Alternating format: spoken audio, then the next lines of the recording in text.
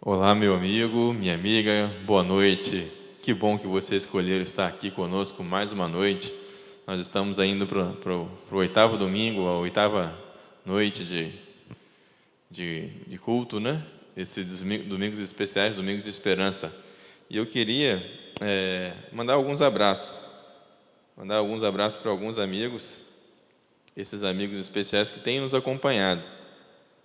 São eles: a Maria Auxiliadora de Búzios, a Keila Lopes, a Fátima Lima, o Raimundo Santana, a Helena Brito, a Enilda Moraes, a Jaciara Neves e a nossa irmã Kátia Santos.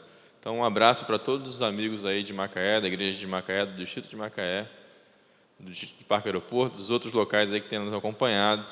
Deus abençoe a cada um, que possamos estar aí firmes nesse propósito de aprender mais de Jesus.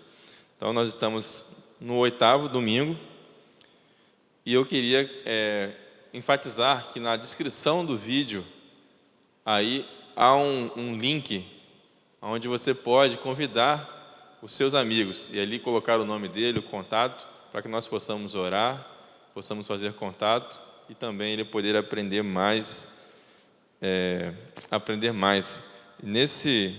Nessa descrição também está um link ali onde você pode ofertar, dizimar, você pode fazer pedidos de orações, você pode tomar decisões pelo batismo, você pode pedir estudo bíblico. Então, na descrição também há um link que você pode acessar todo esse conteúdo e fazer contato conosco.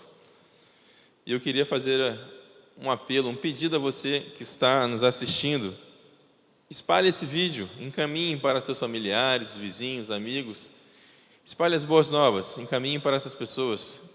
O que você está recebendo de benefício, de coisas boas, você deve compartilhar, repassar para outras pessoas. E eu queria pedir para você também para não deixar de curtir o vídeo. Curta o vídeo, compartilhe. Se você não é inscrito no nosso canal, se inscreva no canal Adventistas Macaé. Com todas essas ações, você está dizendo ali ao YouTube, essa rede social, que esse vídeo é relevante e essa mensagem chegará a mais pessoas. E, dando continuidade à nossa ênfase, nós estamos no oitavo domingo e esse estudo que nós estamos realizando, essa série de estudos, ela está baseada no livro Mistério da Profecia, escrito pelo pastor Mark Philly. É um livro muito belo, muito bem escrito, né? Além do conteúdo, né, profético ali, descrito no livro, é um projeto gráfico muito bonito. Eu tive a oportunidade de ler já esse livro. E nós vamos, né, ter a presença aqui, mais uma vez, do pastor Gustavo, que estará conduzindo o estudo de hoje. E o tema de hoje, dando continuidade, é o tema número 8. Deus não se atrasa. Muitas vezes pensamos que Deus está demorando, mas você vai ver nessa noite que Deus não se atrasa, tenha certeza disso. Mais uma última coisa aqui para a gente falar, e eu queria convidá-lo agora para que você ore comigo. Você que está aí na sua casa, do jeito que você está, se você puder fechar os olhos, eu te convido a orar comigo. Vamos falar com Deus. Querido e bom Deus, te agradecemos, Senhor, pelo privilégio de estarmos aqui neste culto, ainda de forma remota. Voltamos ainda com o culto presencial, mas apenas no sábado. Temos essa ferramenta, Senhor, o YouTube. Agradecemos por isso, por podermos estar cultuando o Teu nome através dessa ferramenta. Queira, por favor, abençoar este irmão, esta irmã, este ouvinte, esta ouvinte, que as suas famílias sejam abençoadas, Senhor. Pedimos também a Tua bênção sobre os louvores que serão entoados, que esses louvores, Senhor, sejam para honrar e glorificar o nome do nosso Deus e também tocar nos corações. Pedimos também a bênção, Senhor, sobre a mensagem e sobre o mensageiro, o pastor Gustavo. Que ele esteja, Senhor, guardado por Ti, que ele seja mais uma vez um instrumento nas Tuas mãos. Ele irá falar do tema que Deus não se atrasa. Possamos guardar no nosso coração ouvir a Tua voz, ser tocados pelo Espírito Santo, é o que te pedimos, em nome de Jesus. Amém. Boa noite a você, boa noite a todos aqueles que estão aqui para adorar o nome de Deus. E neste momento nós teremos um momento de louvor. E neste momento de louvor, gostaria de convidar a você a cantar um louvor que tem o nome Eu Creio. Mas temos a certeza que em meio a essa circunstância em que o mundo está, nós precisamos crer cada vez mais ainda em Deus Pai, crer mais em Deus Filho e Deus Espírito Santo. E que neste momento eu convido a você para que através desse louvor possa fortalecer a sua fé, possa fortalecer cada vez mais a sua confiança nesse Deus, e que possamos pedir a Ele paz em meio às tribulações, e que Ele com certeza tenha o poder e tenha o desejo de conceder a cada um de nós. Convido a você a cantar agora Eu Creio.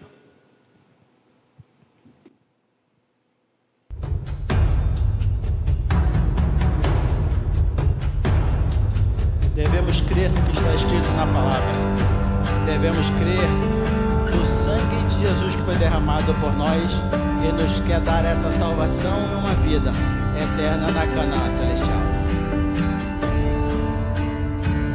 Tem um fogo intenso no meu coração, arde um desejo forte de pregar, de contar pra todo mundo o que eu descobri, a verdade que eu encontrei, o Deus que eu conheci, a mensagem que eu tenho recebido. A herança através de gerações, homens e mulheres que estudaram a palavra, pegaram suas teses sem temer a espada. Essas verdades não vou calar, com minha vida vou anunciar.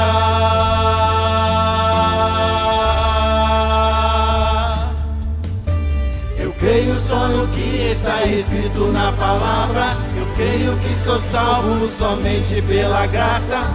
Creio que é só por Cristo e seu sacrifício. Eu creio que só pela fé eu sou justificado.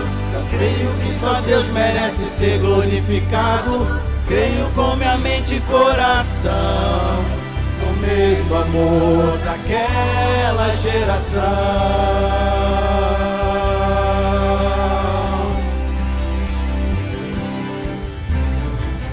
Fogo intenso no meu coração, arde um desejo forte de pregar, de contar pra todo mundo o que eu descobri, a verdade que encontrei, o Deus que eu conheci, a mensagem que eu tenho recebi, por herança através de gerações, homens e mulheres que estudaram a palavra, pegaram suas teses sem temer a espada.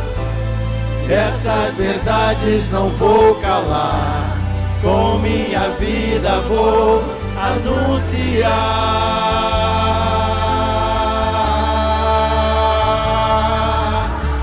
Eu creio só no que está escrito na palavra. Eu creio que sou salvo somente pela graça. Creio que é só por Cristo e seu sacrifício. Eu creio que só pela fé eu sou justificado. Eu creio que só Deus merece ser glorificado.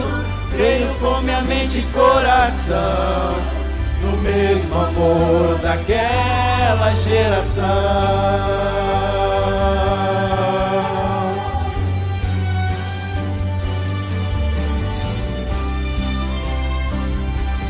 Cante como uma forma de oração nesse momento.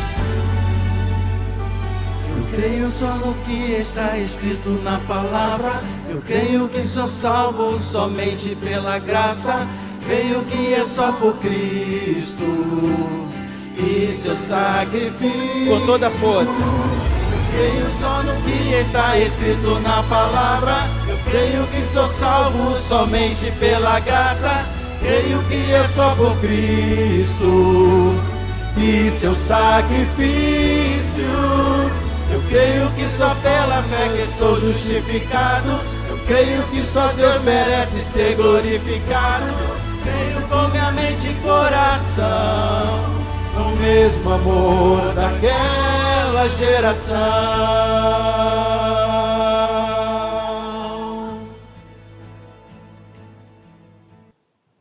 Amém, irmãos.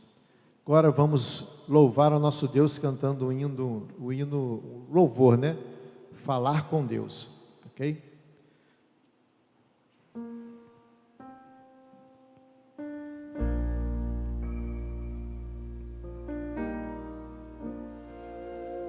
Temos a certeza que falar com Deus é um presente, é um privilégio e é o que nós precisamos. E que possamos cantar como forma de oração. Oração, encontro calma. Na oração, encontro paz. Orar a Deus faz bem a alma. Falar com Deus me satisfaz.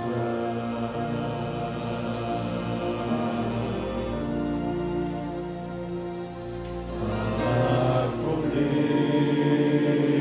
Deus, que privilégio. Abrir a alma ao Criador, sentir que os céus estão abertos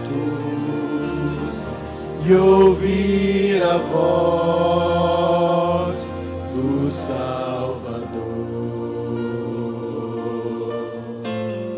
Grande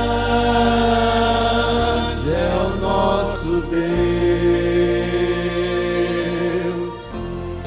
e as obras que Ele faz, o seu amor não tem limites, e em seu perdão encontro paz.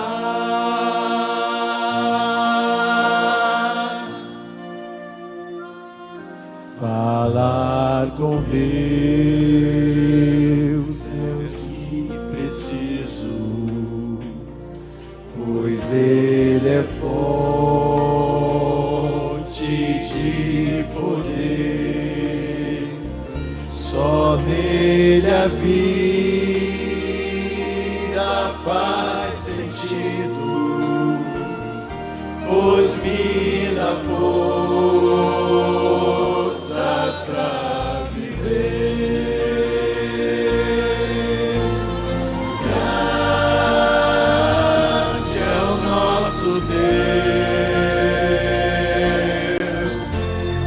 e as obras que Ele faz, o seu amor não tem limites, em seu perdão encontro paz. Grande é o nosso Deus e as obras que Ele faz, o seu amor não tem limites, em seu perdão encontro paz.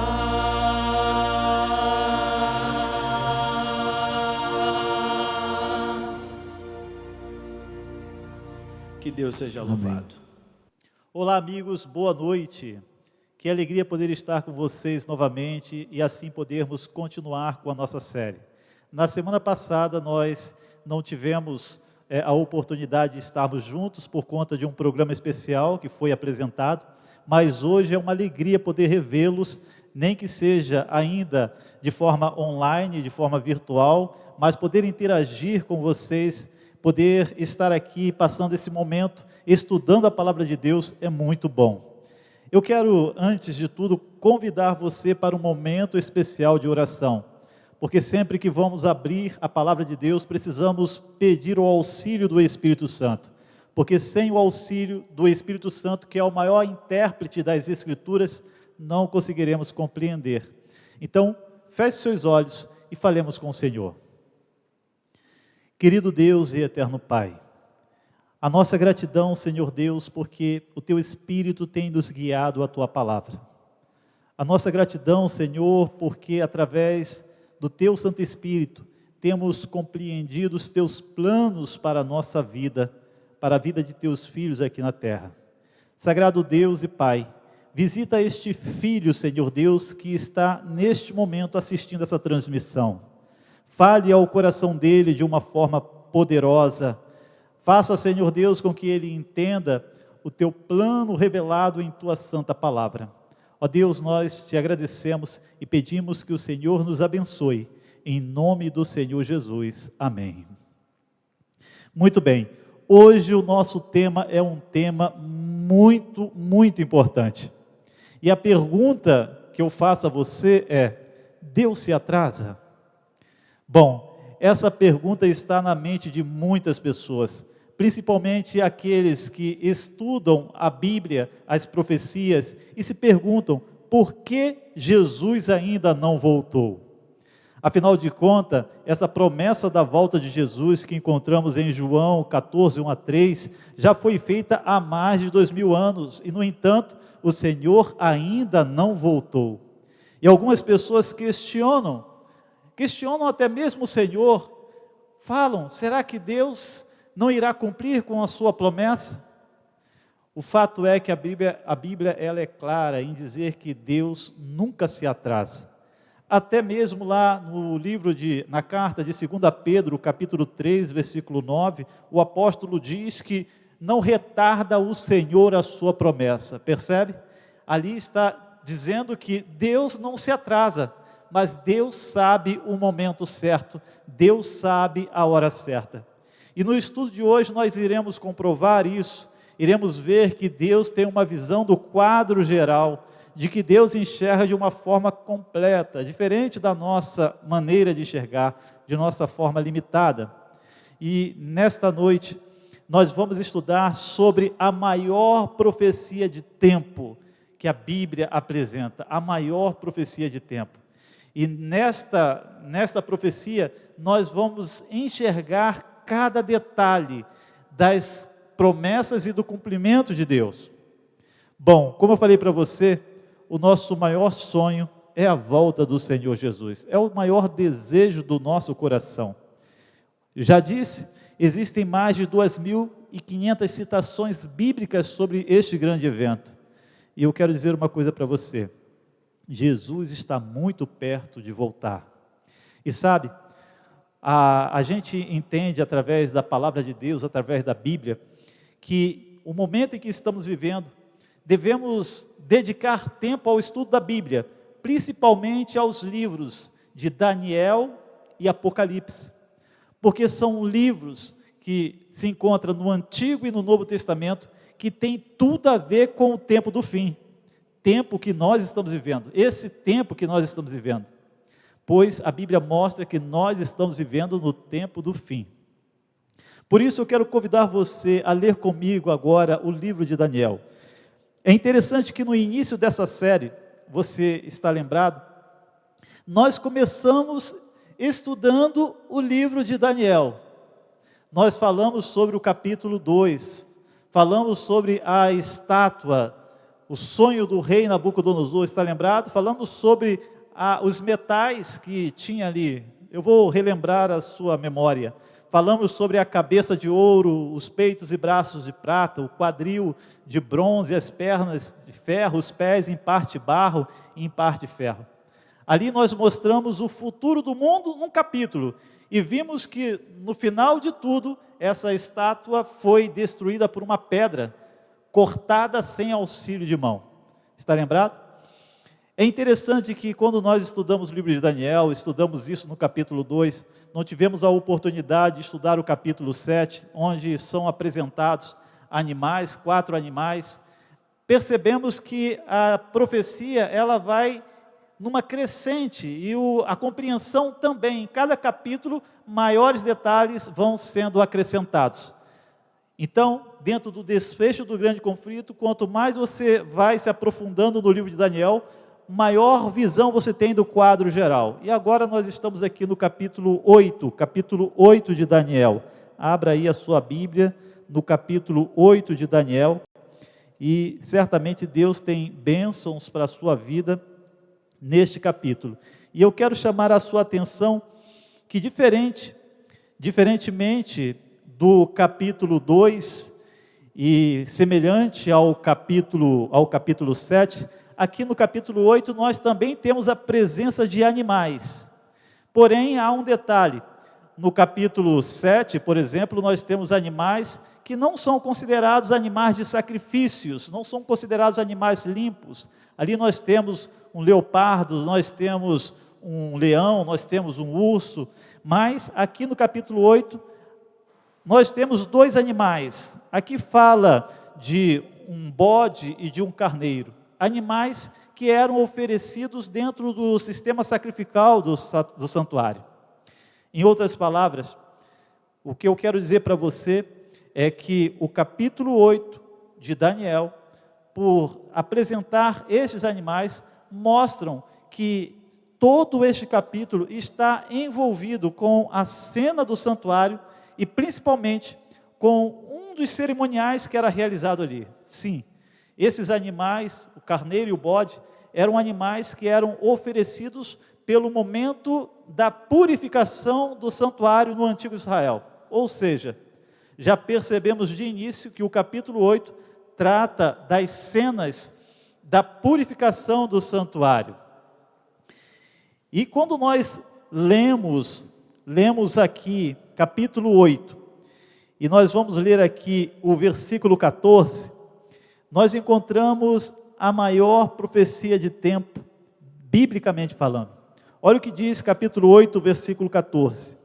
Ele me disse: até 2.300 tardes e manhãs, e o santuário será purificado. Essa foi a revelação que Daniel teve, até 2.300 tardes e manhã, e o santuário será purificado. Para contextualizar melhor, e eu gostaria que você entendesse, aqui dentro desse quadro do capítulo 8, Daniel ele tem uma visão. E, por exemplo, quando nós começamos a ler no versículo 9 do capítulo 8, nós lemos assim: de um dos chifres saiu um chifre pequeno que se tornou muito forte para o sul, para o oriente, para a terra gloriosa, cresceu até atingir o exército dos céus, e alguns dos exércitos e das estrelas lançou por terra e os pisou. Sim, engrandeceu-se até ao príncipe do exército.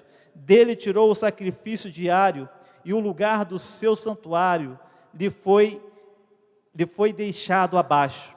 O exército lhe foi entregue com o sacrifício diário, por causa das transgressões, e deitou por terra a verdade, e o que fez prosperou. No versículo 13 dito: depois ouvi um santo que falava, e disse outro santo àquele que falava: até quando durará a visão do sacrifício diário e da transgressão assoladora, visão na qual é entregue o santuário, o exército, a fim de serem pisados?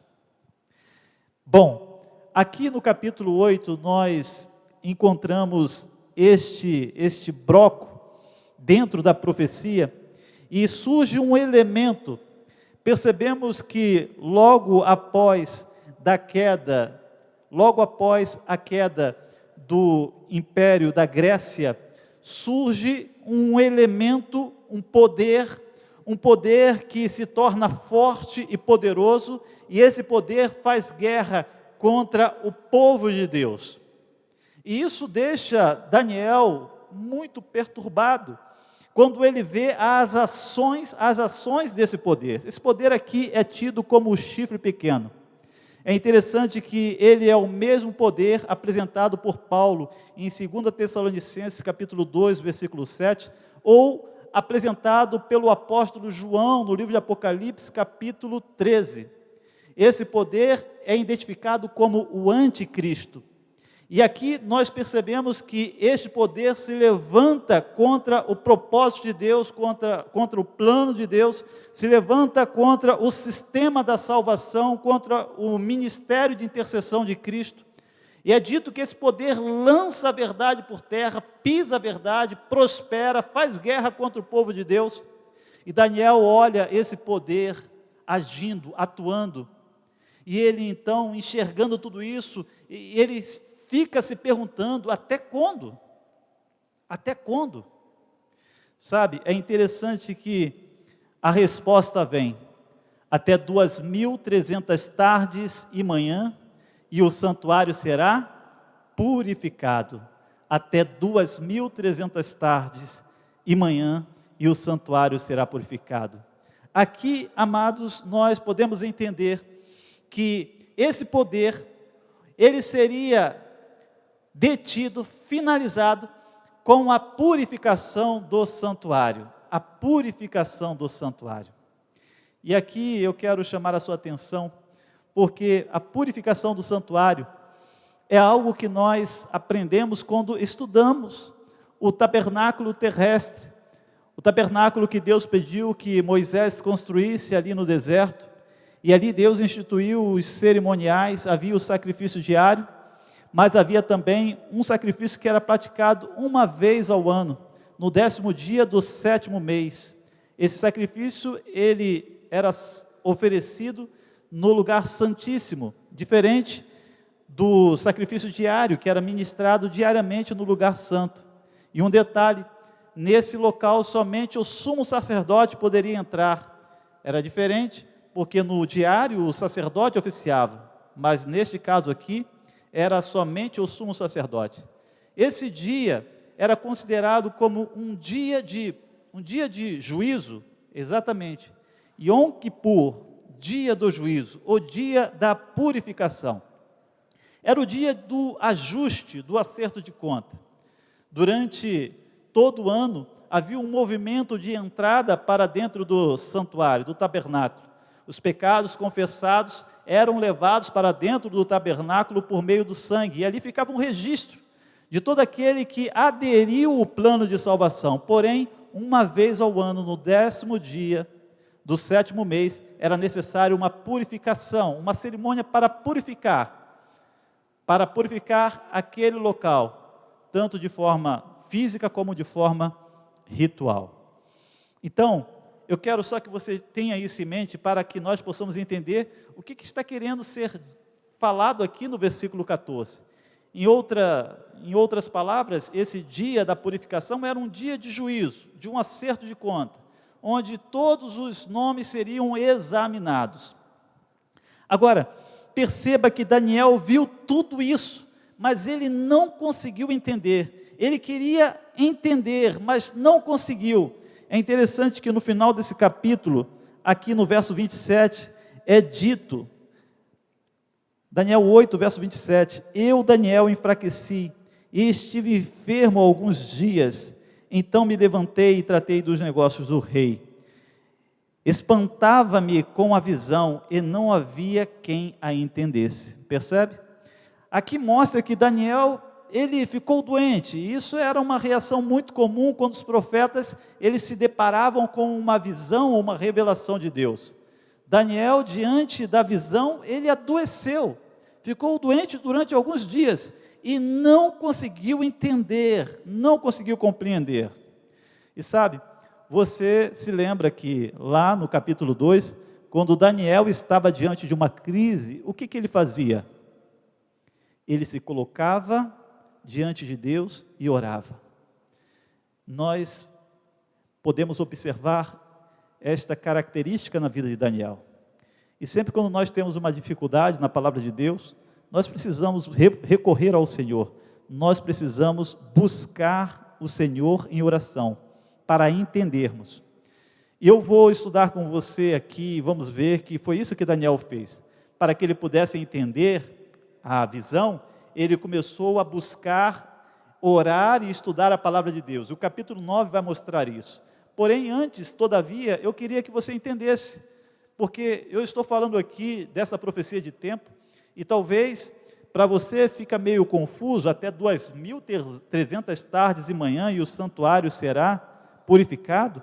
O que isso significa 2.300 tardes e manhã? Bom, quando nós estudamos profecia, sabemos que a linguagem usada não é uma linguagem literal, é uma linguagem simbólica. E é interessante que, para entendermos melhor o que vem a ser estas 2.300 tardes e manhã, precisamos entender o que significa uma tarde e uma manhã. Em Gênesis capítulo 1, versículo 5, nós encontramos um texto muito revelador. E você vai perceber que na sequência, na descrição da criação, esse termo tarde e manhã é muito comum. Sempre que Deus completava um ciclo de criação de 24 horas, Deus usava essa expressão. E houve tarde e manhã o primeiro dia. Não é isso que está escrito aqui? Gênesis capítulo 1, versículo 5, diz assim: chamou Deus a luz de dia e as trevas noite, e houve tarde e manhã o primeiro dia. Ou seja, uma tarde e uma manhã compõem um período de 24 horas, um dia literal. Então, quando nós lemos ali Daniel 8,14, até 2.300 tardes e manhãs, estamos lendo da seguinte forma: até 2.300 dias, entende? 2.300 tardes e manhãs, nada mais é do que 2.300 dias. Então, depois de 2.300 dias, o santuário será purificado, pondo um fim nas ações do anticristo, do chifre pequeno, e o povo de Deus será então recompensado, receberá a sua recompensa. Bom, agora nós precisamos entender também que em profecias, quando nós tratamos de profecias, como eu já disse, você não entende de forma literal. Por exemplo, em profecias, um dia equivale a um ano. Lá em Números 14, versículo 34, nós encontramos aquele episódio onde os espias foram lá ver a terra prometida, e passaram 40 dias ali, voltaram trazendo um relatório desagradável ao Senhor, fizeram com que o povo ficasse na incredulidade diante da promessa e não entrasse na terra. E por conta desse erro, dessa falha, Deus teve que agir com eles, e eles realmente não entraram na terra prometida. Olha só o que está escrito, diz assim: segundo o número dos dias em que espiastes a terra, 40 dias, cada dia representando um ano, levarei sobre vós as vossas iniquidades, 40 anos, e tereis experiência do meu desagrado. Percebe? Cada dia representando um ano. Ezequiel 4, versículo 7, também fala a respeito disso. Vamos lá em Ezequiel 4, verso 7, e perceba o que está escrito assim, olha o que diz: 40 dias te dei, cada dia por um ano. Voltarás, pois, o rosto para o cerco de Jerusalém, com o teu braço descoberto, e profetizarás contra ele. Então, em profecias, um dia equivale a um ano, ok? Já sabemos que 2.300 tardes e manhã, na realidade, significa 2.300 dias. E se em profecias, cada dia representa um ano, então nós temos 2.300 anos. De acordo com o que acabamos de descobrir, o texto diz que até 2.300 anos e o santuário será purificado. Olha, é tempo, viu? E por isso essa é a maior profecia de tempo da Bíblia. Interessante que Daniel entendeu muitos detalhes do capítulo 8, mas quando chegou no momento de computar o tempo, ele teve dificuldade. Afinal de contas, era um tempo que estava muito além de seus dias, pois a profecia e o livro de Daniel se referia ao tempo do fim. Ao tempo do fim. Bom, já diante dessa revelação bíblica de que depois de 2.300 anos o santuário será purificado, e assim então as ações do anticristo terá fim. Agora nós precisamos entender quando iria ter início esse tempo, essa contagem de tempo. Porque se você descobre o início, você chega à data final, ao momento em que isso iria ocorrer, entende? E nesse momento agora nós vamos estudar o capítulo 9 do livro de Daniel. O capítulo 9 vai trazer para nós revelações importantíssimas. Abra aí, volte lá, Daniel capítulo 9, vamos pesquisar um pouco dentro deste capítulo e vamos aprender algumas coisas importantes, amém? Ok? Achou? Isso. Busque a sua Bíblia, abra, porque hoje nós precisamos mais do que nunca recorrer ao texto bíblico. E aqui no capítulo 9 nós temos a narrativa da oração de Daniel. Como eu falei para você, diante de uma crise, Daniel orava. E olha, já encontramos dentro do livro de Daniel que ele tinha o hábito de orar 3 vezes ao dia. E eu sugiro a você que você copie o modelo, que você imite o estilo de vida de Daniel, um homem de oração. Se há um tempo em que precisamos orar e estudar a palavra de Deus, o tempo é esse.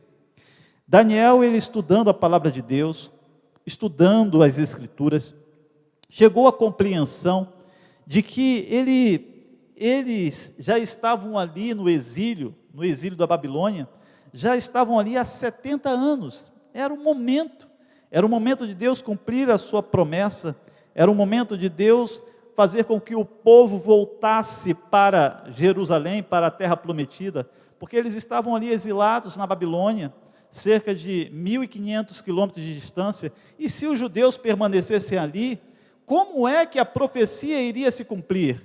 Como é que o Messias nasceria? Até porque a palavra de Deus diz em Miqueias 2, verso 5, que o Senhor nasceria em Belém. O Senhor, o Salvador, nasceria lá.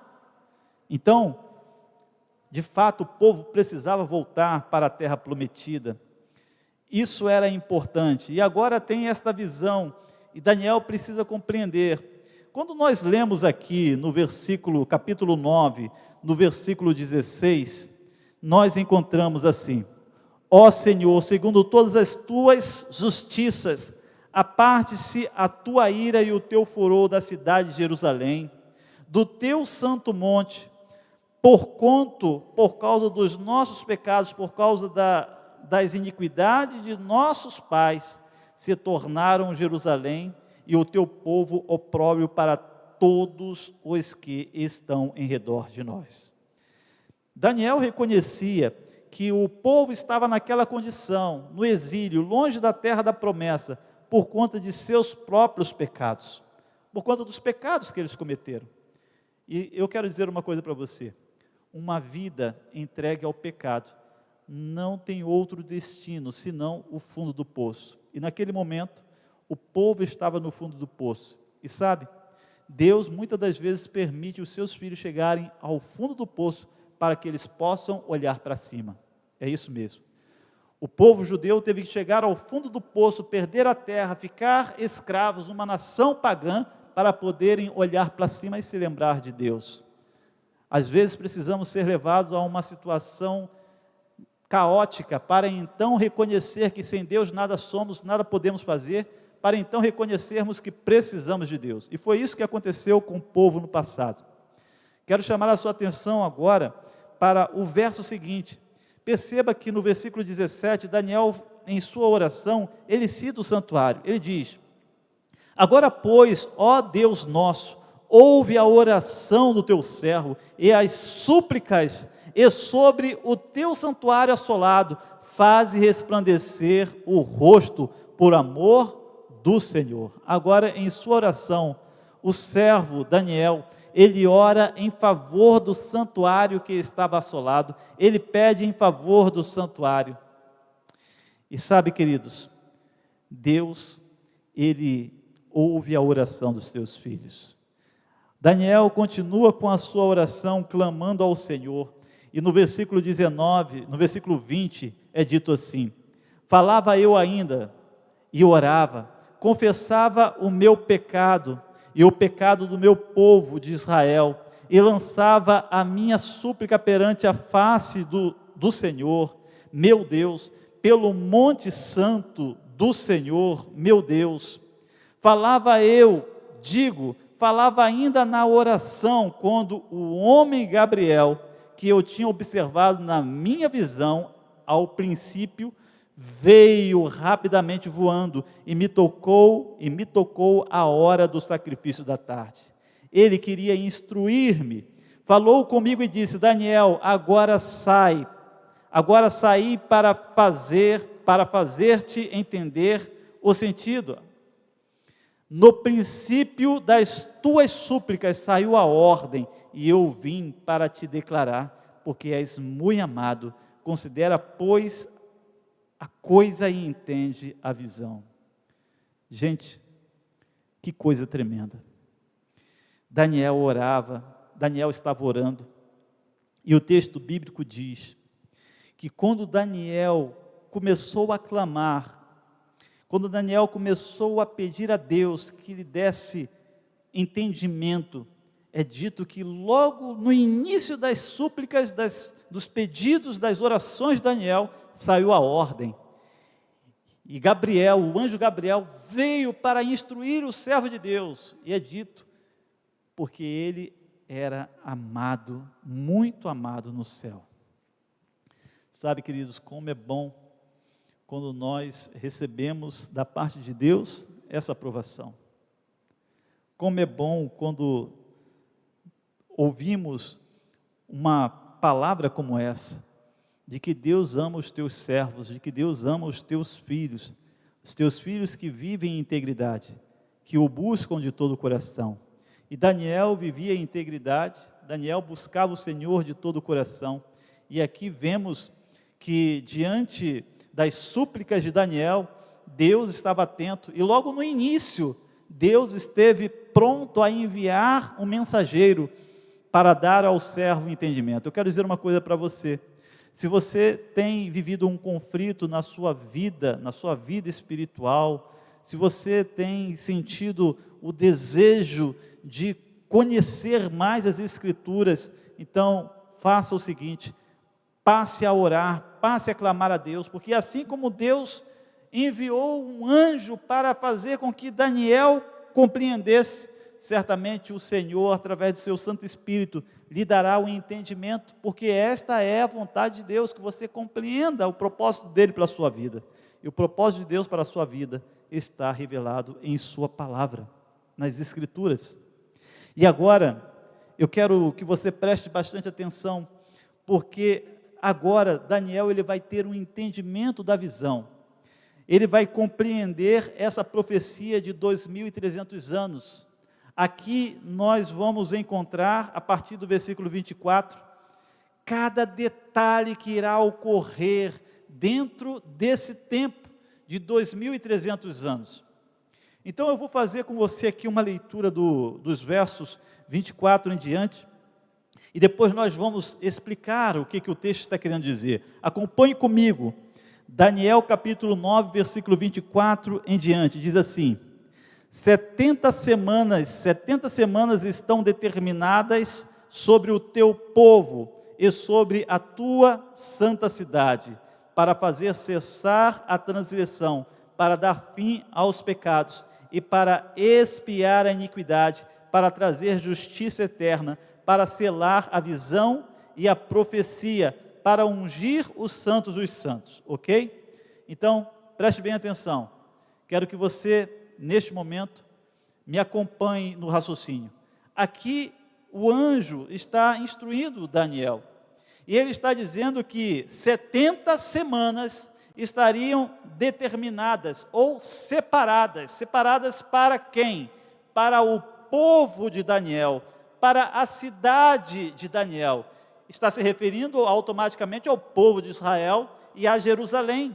E ele começa a detalhar o que iria acontecer dentro dessas 70 semanas. Ele diz, 70 semanas estão determinadas, e ele vai dizendo ali, olha, estão determinadas sobre o teu povo, sobre a cidade, para fazer cessar a transgressão, dar fim aos pecados, para expiar a iniquidade, para trazer a justiça eterna, selar a visão. Olha só, em primeiro lugar ele fala da obra do Messias, como por exemplo, cessar a transgressão, expiar a iniquidade, trazer justiça eterna. Ele está falando da obra do Messias. E eu quero destacar para você que esse era o maior sonho do povo naquela época. O maior sonho de Daniel e o maior sonho do povo judeu, naquele momento, era a primeira vinda do Messias. Diferente de nós hoje que aguardamos a segunda vinda, eles estavam aguardando a primeira vinda.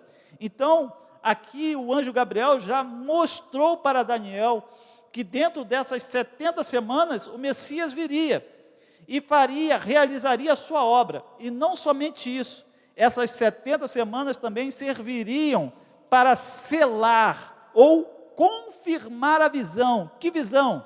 A visão que Daniel não entendeu. A visão das 2.300 tardes ou 2.300 anos de Daniel 8,14. A visão onde esse poder que se levanta contra o povo de Deus seria barrado, seria travado. Então, isso é importante para que você entenda, para que você compreenda. E nós vamos continuar a leitura. Diz assim, continuando a leitura, lá no versículo 24, diz assim: para selar a visão, ou confirmar a visão, e a profecia. Essa profecia que eu falei para você do Daniel 8,24, 2.300 anos. E para ungir o santo dos santos. Agora, o verso 25, ele é muito importante, porque como eu falei para você, para nós entendermos bem essa profecia de tempo, que é a maior profecia de tempo da Bíblia, se nós descobrirmos o início dessa profecia, iremos chegar ao final, iremos saber quando ela termina. E isso é muito importante. E é dito aqui, versículo 25, sabe e entende. Agora o anjo está dando a Daniel um entendimento.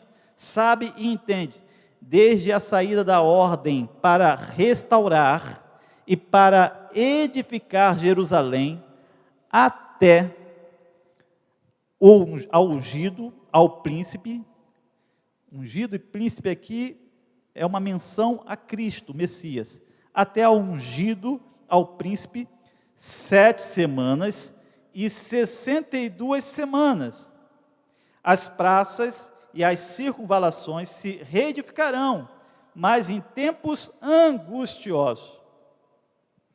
Depois das 62 semanas será morto ou ungido, e já não estará. E o povo de um príncipe que há de vir destruirá a cidade e o santuário, e o seu fim será num dilúvio. Até o fim haverá guerras, desolações são determinadas. Bom, aqui fala de 7 semanas, e depois 62, aí nós temos 69 semanas, mas esse bloco que foi cortado das 2.300 tardes e manhã, ou dos 2.300 anos, é um bloco de 70 semanas. E só para lembrar a você, 70 semanas equivale a 490 dias, tá bom? Por quê? Uma semana tem 7 dias, ok? Uma semana, 7 dias. 7 vezes 70, 490 dias. Aplicando o princípio dia-anos, tendo em vista que em profecias um dia equivale a um ano, são 490 anos, ok? É interessante entender que esse bloco de 490 anos faz parte dessa grande profecia de 2.300 anos. Então, quando estes 490 anos têm início, os 2.300 anos também têm início no mesmo momento, porque é apenas um bloco para que você possa ter certeza de que a profecia é verdadeira. E as evidências são históricas. Deus deixou evidências históricas em acontecimentos relacionados ao seu povo, para que você possa ter certeza que a profecia é verdadeira. Como eu falei para você, nós já lemos sobre 7 semanas, que iriam ter um evento ali marcado após 7 semanas, ou 49 anos, e depois nós lemos mais um outro evento, no final das 62 semanas, ou seja, depois de 483 anos, haveria um outro evento, restando ainda uma semana. equivalendo 7 anos, para completar os 490 anos. E aqui no versículo seguinte do capítulo 9, diz assim no versículo 27, ele fará firme aliança com muitos por 1 semana. Na metade da semana fará cessar o sacrifício e a oferta de manjares. Sobre a asa das abominações virá o assolador, até que a destruição que está determinada se derrame sobre ele. Aqui está a última semana que está faltando. É dito que o Messias faria aliança com muitos nesta última semana. Bom, queridos, agora nós precisamos esclarecer cada ponto dessa profecia para nós compreendermos. Se você está tendo um nó na cabeça aí, fique tranquilo. Você vai compreender no final, porque Daniel também teve um nó na cabeça naquele momento. Mas hoje nós estamos em vantagens, né? Nós já temos a revelação do propósito de Deus, nós já temos o Novo Testamento, que Daniel não tinha, e nós já temos a história, e podemos olhar pelo retrovisor e ver o que já aconteceu no passado. Eu quero chamar a sua atenção para um detalhe muito especial. Como eu falei, aqui neste capítulo 9, nós temos a chave para entender, para compreender essa profecia. E é interessante que o texto diz, no versículo 24, que essas 70 semanas estão separadas para o povo de Israel e para a cidade santa, para Jerusalém. Ou seja, estes 490 anos seria um tempo separado por Deus para o povo de Daniel e para a cidade de Jerusalém. E o restante de tempo, estaria relacionado com o povo de Deus dos últimos dias, ok? Só para nossa compreensão. Agora, no versículo 25, nos mostra o início dessa profecia. Diz assim, olha, sabe e entende, desde a saída da ordem, para restaurar e para reedificar Jerusalém, até o ungido, o príncipe, 7 semanas e 62 semanas. Eu quero chamar a sua atenção, porque aqui está tratando de um decreto. Você sabe que o povo estava naquele momento ali exilado, e para eles retornarem para a sua terra natal, para eles voltarem para Jerusalém, eles precisariam de um decreto, dando a eles autoridade, autonomia, para que eles voltassem, saíssem do exílio.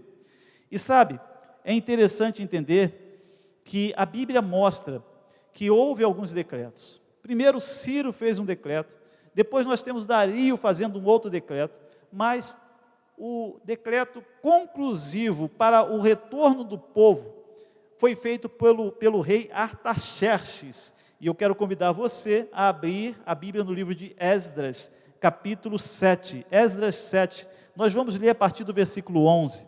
Olha só o que está escrito em Esdras 7, verso 11.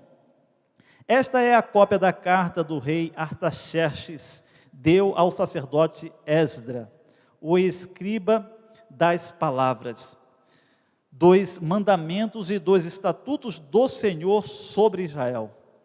Artaxerxes, rei dos reis, ao sacerdote Esdras, escriba da lei do Deus do céu, paz perfeita. Por mim, agora preste atenção, verso 13. Por mim se decreta que no meu reino, todo aquele do povo de Israel e dos seus sacerdotes e levitas que quiser ir contigo a Jerusalém, vá. Porquanto és mandado da parte do rei e dos seus 7 conselheiros para fazeres inquirição a respeito de Judá e de Jerusalém, segundo a lei do teu Deus, a qual está na tua mão. Verso 15. E para levares a prata, o ouro, que o rei e seus conselheiros espontaneamente ofereceram ao Deus de Israel, cuja habitação está em Jerusalém. Olha, uma menção ao templo. Bem assim a prata e o ouro, que achares em toda a província da Babilônia, com as ofertas voluntárias do povo e dos sacerdotes, oferecidas espontaneamente para a casa de Deus, a qual está em Jerusalém. Bom, e aí continua. Eu quero chamar a sua atenção que aqui está o decreto, aqui está a saída da ordem para reedificar e restaurar Jerusalém. Este decreto é interessante porque ele dava também condições para que os trabalhos no templo voltassem a acontecer. Não era só o retorno do povo para a terra prometida, mas para retomar todo aquele sistema cerimonial que acontecia no templo. Afinal de contas, o templo era o centro da religião judaica. Então aqui está, queridos, um momento que esta profecia começa a ter o seu início, a sua contagem de tempo. E sabe, eu quero chamar a sua atenção, porque isso ocorre no ano 457 a.C. Em outono de 457 a.C., tem início então essa profecia, a maior profecia de todos os tempos.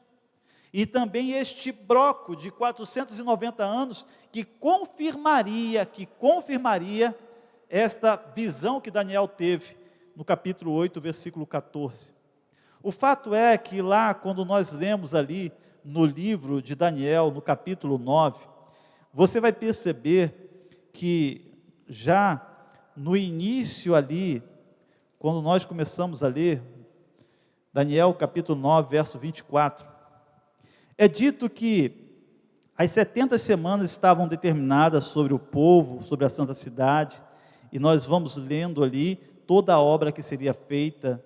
No versículo 25 é dito o momento, como nós acabamos de ler em Esdras capítulo 7, e é interessante que, avançando um pouquinho mais, você vai perceber que, ainda no verso 25, é dito: 7 semanas e 62 semanas, as praças e as circunvalações se reedificarão. Ou seja, essas 7 semanas, tempo em que as praças e as circunvalações seriam reedificadas, em tempo angustioso, tem a ver com o retorno e o início das obras, das construções, da reconstrução dos muros, reconstrução da cidade, do templo.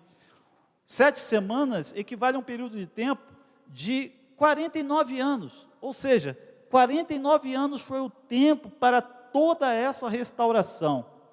Bom, de 457 a.C., mais 49 anos, nós vamos chegar no ano 408 a.C., levando em consideração que nós estamos em ordem decrescente. À medida que vamos nos aproximando do evento Cristo, o tempo vai sendo contado dessa forma, de ordem decrescente.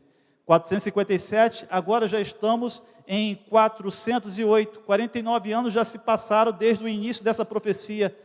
Já as praças, as circunvalações, o templo estão sendo restaurados.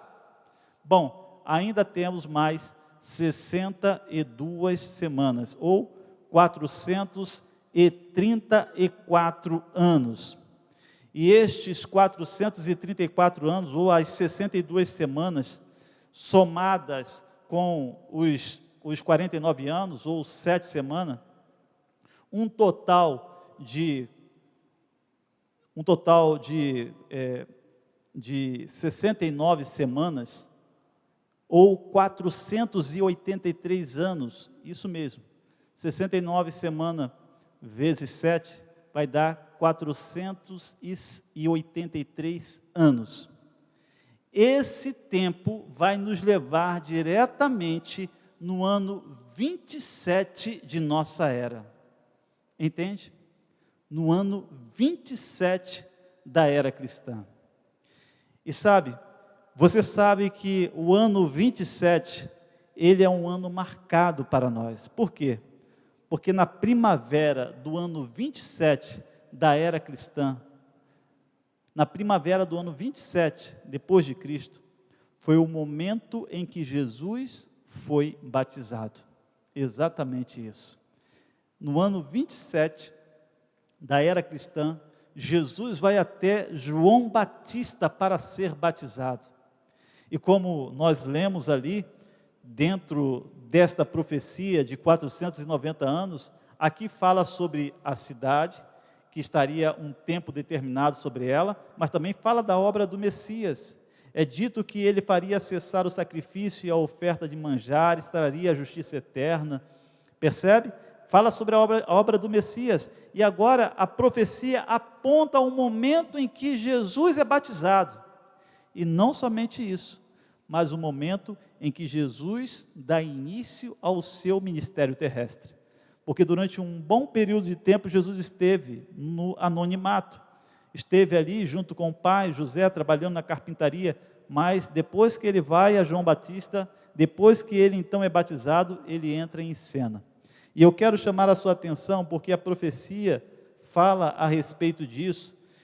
Nós já andamos aí dentro desse grande período de tempo, nós já andamos aqui, foram 483 anos, 69 semanas, mas a profecia fala de 70. Ainda falta a última semana. E eu quero chamar a sua atenção no que é dito aqui no versículo 27 do capítulo 9. Diz assim: ele fará firme aliança com muitos por uma semana. E é dito aqui, na metade da semana, fará cessar o sacrifício e a oferta de manjares.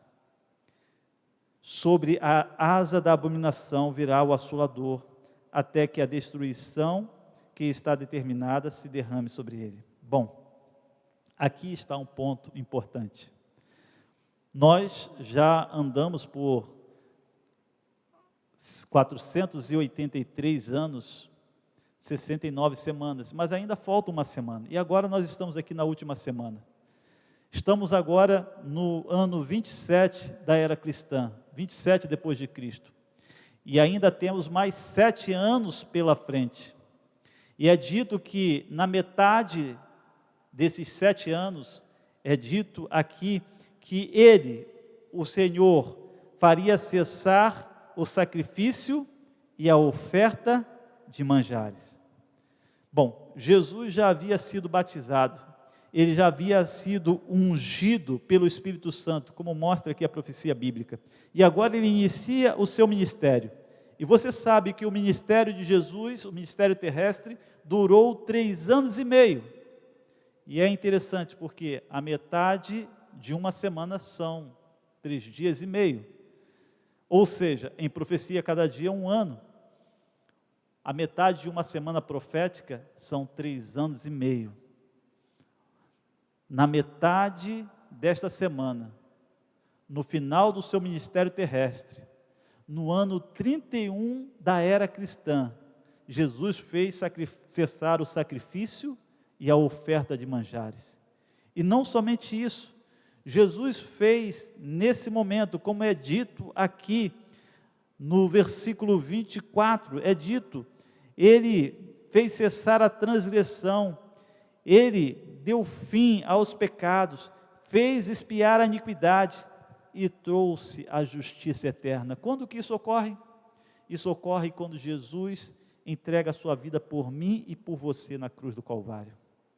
Isso ocorre quando Deus olha lá do céu o seu filho sendo morto na cruz e ouve o filho dizendo: Pai, em tuas mãos entrego o meu espírito, está consumado. E Deus recebe o fôlego de vida de Jesus, e naquele momento o próprio Deus rasga o véu do templo de alto a baixo, mostrando que todo aquele sistema que havia sido predito no Antigo Testamento apontando para Cristo já não tem mais validade.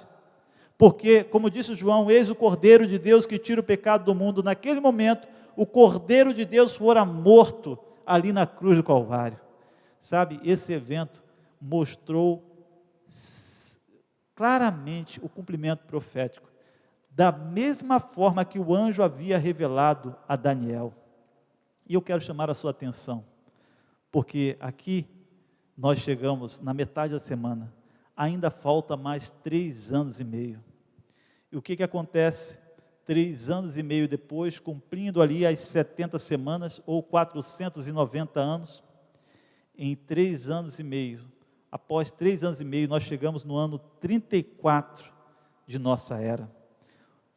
Foi exatamente no ano 34 da era cristã que se cumpre então os 490 anos que estavam determinados sobre o povo de Daniel. Você bem sabe que os judeus rejeitaram o Messias, que eles não aceitaram a Jesus, e que, infelizmente, o tempo sobre o povo judeu como nação exclusiva, escolhida, estava chegando ao fim, e chegou ao fim no ano 34 da era cristã, com a morte de Estevão. Você vai ver isso em Atos capítulo 7, você vai ver em Atos capítulo 7, a narrativa da morte deste servo de Deus, e é interessante que no versículo 54 é dito assim: ouvindo eles isto, enfureciam-se no seu coração, e rilhavam os dentes contra ele. Porém Estevão, cheio do Espírito Santo, fitou os olhos no céu, e viu a glória de Deus, e Jesus, eis que estava à direita do Pai, e disse: eis que vejo os céus abertos, e o Filho do Homem em pé, à destra de Deus. Eles, porém, clamando em alta voz, taparam os ouvidos, e unânimes arremeteram contra ele, e lançando-o fora da cidade, o apedrejaram. As testemunhas deixaram as suas vestes aos pés de um jovem chamado Saulo, e apedrejavam Estevão, que invocava e dizia: Senhor Jesus, recebe o meu espírito. Então, ajoelhando-se, clamou em alta voz: Senhor, não lhes impute este pecado. Com essas palavras, adormeceu. Bom, aqui foi o ponto crucial. O céu foi testemunha de que o mensageiro enviado por Deus, cheio do Espírito, para falar ao povo, a liderança judaica, foi rejeitado e apedrejado, cumprindo assim as 70 semanas, os 490 anos, sobre o povo judeu, sobre o povo de Israel. Como você observou, o texto diz que Saulo estava ali. Mais tarde foi chamado por Cristo, se tornando o grande apóstolo Paulo, porque agora a mensagem seria levada de forma massiva e objetiva aos gentios. Com isso concluímos que, como diz as Escrituras, tudo se cumpriu cabalmente, e temos evidências históricas mostrando que a profecia dos 2.300 anos é comprovada por esse bloco de 490 anos, e com os eventos ocorridos, marcando ali e confirmando que a profecia é verdadeira. Sendo assim, nós chegamos no ano 34 de nossa era, da era cristã, com esse período de tempo de 490 anos cumprido. Mas se você diminuir 2.300, de 2.300 você tirar 490, quanto vai sobrar? Pode pegar a calculadora aí, você que é bom de matemática, faz de cabeça, você vai perceber que 2.300 menos 490 vai restar quanto tempo? Isso mesmo, 1.810, exatamente isso, 1.810. Agora fica fácil, é ou não é verdade? Bom, já sabemos quando a profecia começou, no ano 457 a.C. Estamos no ano 34 da era cristã, 34 depois de Cristo, já se passou 490 anos, e precisamos chegar ao total de 2.300 anos, agora é só somar, já sabemos que 2.300 menos 490 é igual a quanto? Isso, 1.810, o que nós fazemos? Nós pegamos agora o ano 34 de nossa era, e somamos mais 1.810. Já fez a conta? Muito bem. Quanto é que deu? Isso mesmo. 1844, você está certo. 2.300 anos. Quando é que iria se cumprir esta grande profecia? Em 1844, exatamente. E nós aqui estamos chegando ao final do nosso estudo hoje, 1844. Sabe, como nós lemos ali em Daniel 8,14, é dito que até 2.300 tardes de manhã e o santuário seria o quê? Purificado. Lá no antigo Israel, o santuário, o tabernáculo terrestre, era purificado no mês de Tisri, no 10º dia do 7º mês. O calendário judaico, no ano de 1844, ele bateu para nós no dia 22 de outubro de 1844. Exatamente isso. 22 de outubro de 1844. E no dia 22 de outubro de 1844, então o santuário foi purificado. Sabe o que é interessante? É que muitos estudiosos estudaram essa profecia. Muitos. Cientistas, estudantes da palavra de Deus, muitos estudaram essa profecia. Principalmente por volta do ano 1830, 1840, muitos começaram a estudar o livro de Daniel e houve um grande movimento nos Estados Unidos, na Europa, sobre as profecias do livro de Daniel. E eles chegaram à conclusão, chegaram ao entendimento desta profecia da mesma maneira como nós estamos chegando hoje. E chegaram a esta data. Chegaram à data de 22 de outubro de 1844. E eles creram que o santuário seria purificado. Eles acertaram tudo, acertaram a data. Eles só erraram o evento, porque não entenderam o que significava. Eles achavam que a purificação do santuário era, na realidade, a volta de Jesus, e que o santuário era a terra, e que a terra seria purificada pelo fogo. Esse era o entendimento do povo daquela época. E eles então marcaram a data para a volta de Jesus, 22 de outubro de 1844. Infelizmente, eles esqueceram de olhar o que está escrito em Mateus 24, versículo 36, que diz assim: mas a respeito daquele dia e hora ninguém sabe, nem os anjos do céu, nem o Filho, senão somente o Pai. Ninguém sabe o dia e a hora da volta de Jesus. Eles acertaram a data, mas erraram o evento. E se cumpriu o que estava escrito ali em Apocalipse capítulo 10, versículos 7, 8, 9 em diante. Na realidade, aquela mensagem na boca deles era uma mensagem saborosa. Olha o que diz, versículo 7. Mas nos dias da voz do 7º anjo, quando ele estiver para tocar a trombeta, cumprir-se-á então o mistério de Deus, segundo ele anunciou aos seus servos profetas. O próximo verso diz assim: a voz que ouvi vinda do céu estava de novo falando comigo, dizendo: vai e toma o livro que se acha aberto na mão do anjo, em pé sobre o mar e sobre a terra. Próximo. Fui, pois, ao anjo, dizendo-lhe que me desse o livrinho. Esse livrinho é o livro de Daniel, é essa profecia que nós estamos estudando. E é dito assim: então ele me falou, toma-o e devora-o, certamente ele será amargo ao teu estômago, mas na tua boca será doce como mel. E é verdade. Aqueles cristãos, o movimento millerita, que mais tarde foi conhecido por um protagonista chamado Guilherme Miller, que pregou muito sobre essas profecias, um batista que pregava a volta de Jesus e cria, juntamente com outros de muitas denominações, de que Jesus voltaria no dia 22 de outubro de 1844, tomou grande vulto na América, na Europa, e as pessoas começaram a se preparar para a volta de Jesus, vendendo suas propriedades e se preparando para ir para o céu, e pregavam sobre isso. Porém, quando chegou na data marcada, esperaram Jesus pela manhã, pela tarde, à noite, mas Jesus não veio, porque a data estava certa, mas o evento estava errado. Na realidade, não se tratava da volta de Jesus, mas da purificação do santuário, não do santuário terrestre, Porque o santuário terrestre, como diz a profecia, foi destruído no ano 70 depois de Cristo, mas na purificação do santuário celestial. Isso mesmo. Olha o que diz Hebreus 9, verso 24. Leia comigo, abra sua Bíblia.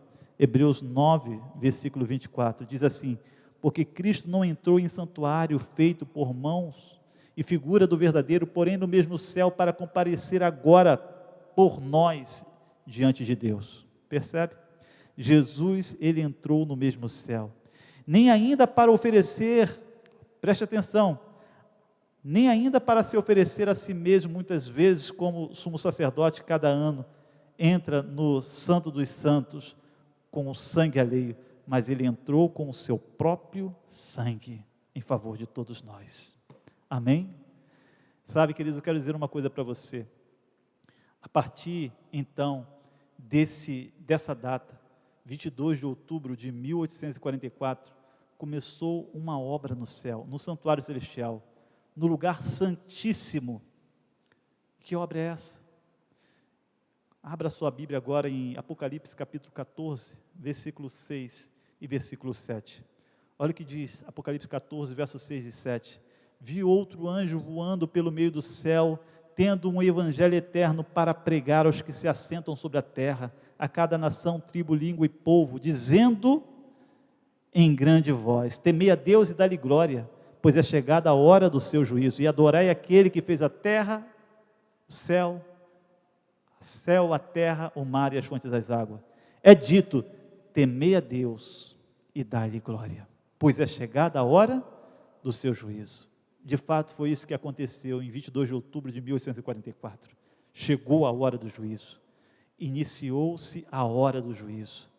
Iniciou-se o tempo de Deus julgar o seu povo, Deus recompensar o seu povo, Deus pôr um ponto final nas ações do anticristo. Iniciou-se o tempo. Jesus está voltando e virá logo após o juízo, para retribuir a cada um segundo as suas obras. Amém? A sua recompensa está guardada com Deus, meu irmão. Deus virá para retribuir a cada um segundo as suas obras. Sabe, a profecia, ela é verdadeira. O Senhor não retarda a sua promessa, como diz 2 Pedro, capítulo 3, versículo 9.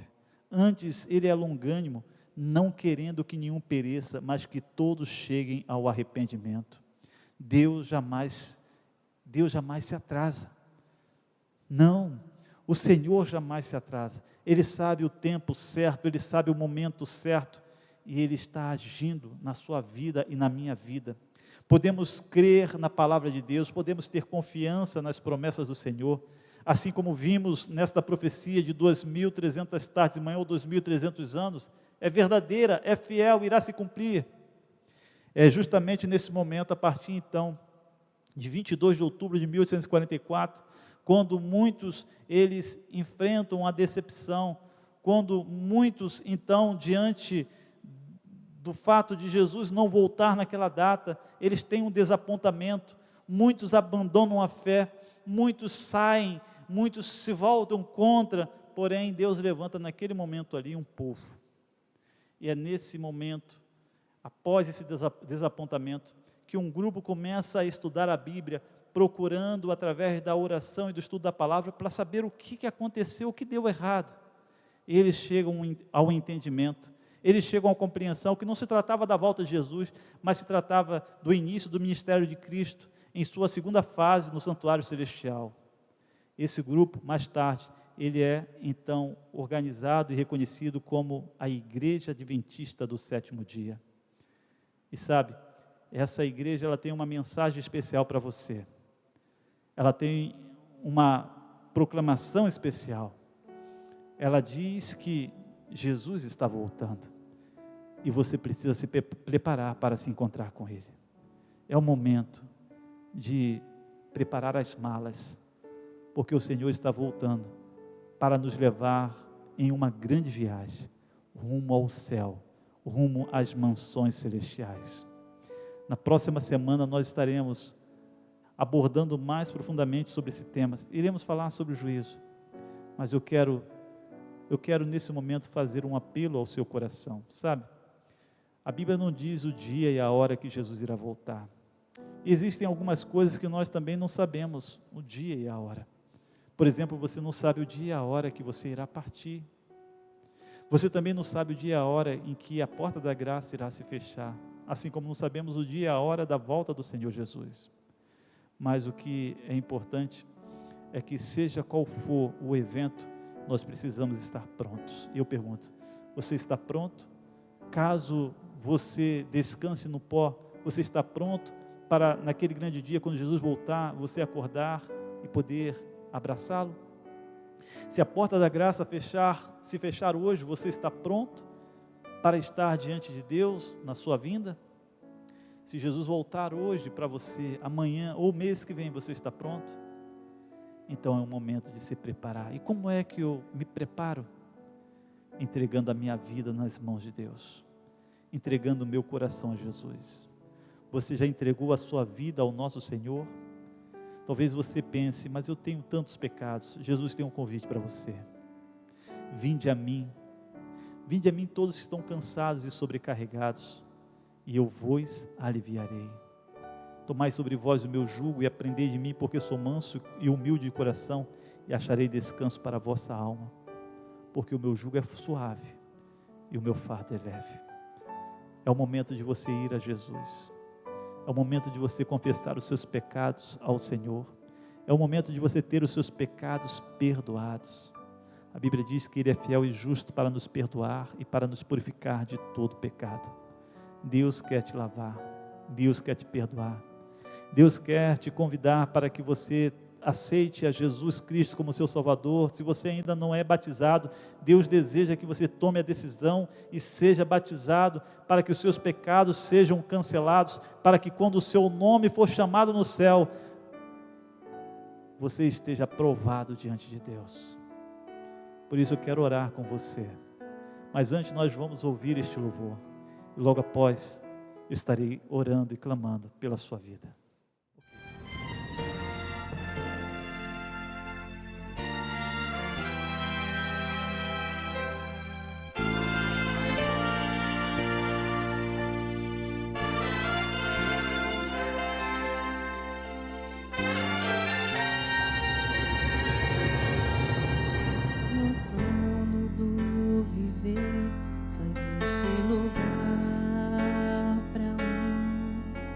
Lugar de quem governa todo o ser. No trono do viver só pode haver um Senhor. Se forem dois, um será amado e outro rejeitado. Vem, decide agora. Vai ocupar teu coração, mas lembre, se ele não for o primeiro em seu coração, então já não é mais nada, não passa de uma ilusão. Mas se ele for o primeiro, o seu companheiro, motivo do seu existir, você vai viver, você vai sorrir, você vai vencer.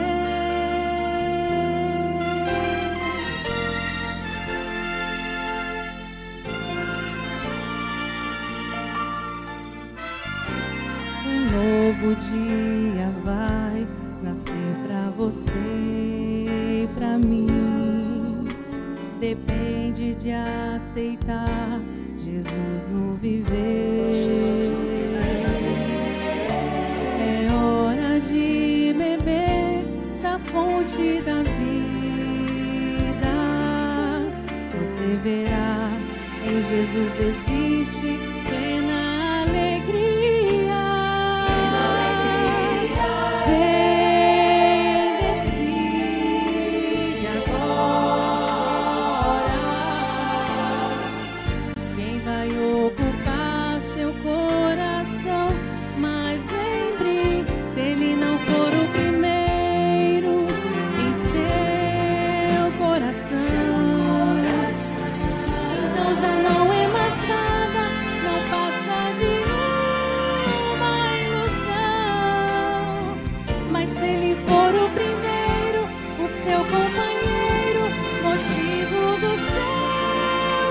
existir, você vai viver, você vai sorrir, você vai vencer. Não há batalha perdida com Cristo. Ele mesmo triunfou na cruz. Com sangue já provou que nos ama. Se o coração não for dele, não será de mais ninguém. Se ele não for o primeiro em seu coração, então já não é mais nada, não passa de uma ilusão. Mas se ele for o primeiro, o seu companheiro, motivo do seu existir, você vai viver, você vai sorrir, você vai vencer.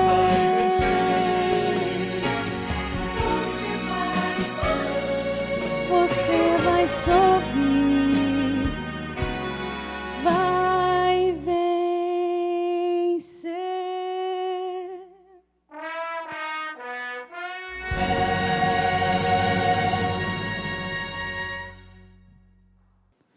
Nesse momento quero convidar você para colocar a vida nas mãos do Senhor. Abra o seu coração, deixe o Espírito falar. Não resista à influência salvadora do nosso Senhor. Falemos com Deus.